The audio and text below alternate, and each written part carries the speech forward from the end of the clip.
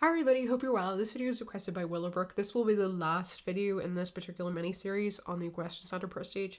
So we're going to look at the last and final part, which is part 5, so competitions. And the only thing that it replies here is hold prestigious competitions. So all your competitions and how good they are eventually reflects in that overall one. So I'm just going to quickly go to my competitions page. So you want to go into your competitions page and it is this prestige here.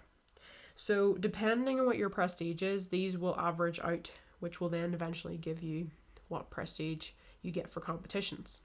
So if I had all of like 2 of these really high and then these 3 really low, I would have a lower overall competitions prestige.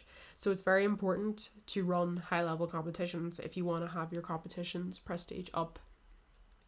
Now, when I say high level competitions, I am talking about the top level scalers and things like that. So if you want to know how to run those kind of competitions, go have a look at the type of horses that are the top in their, in their division for those particular kind of competitions, the type of horses who are winning those Grand Prix events. So for example, if I wanted to see, what sort of skill level I wanted to set, I might go and have a look at some of the best cutting horses in the game. I also would go and have a look at some of the best EC competitions that are being run right now. And if I wanted to do that, you can go into achievements, best equestrian centres, and see the best rankings for competitions. And then I could click on whatever particular one it was. So for example, cutting, I could go in, have a look, and see what the difficulty they were setting it to.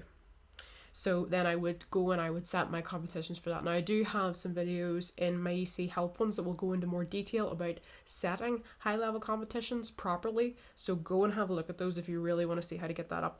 But this is basically what it comes down to. I am doing this is a general overview of this, so I'm not going to be talking about in depth.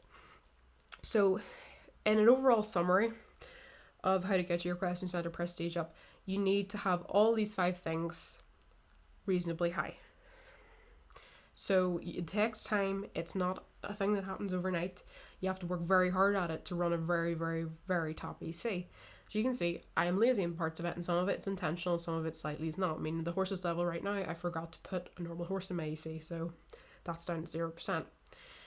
So this is basically just a general overview of it. Do have a look at my EC horse help videos because there is a lot of very in-depth stuff in there, going step by step through a lot of it.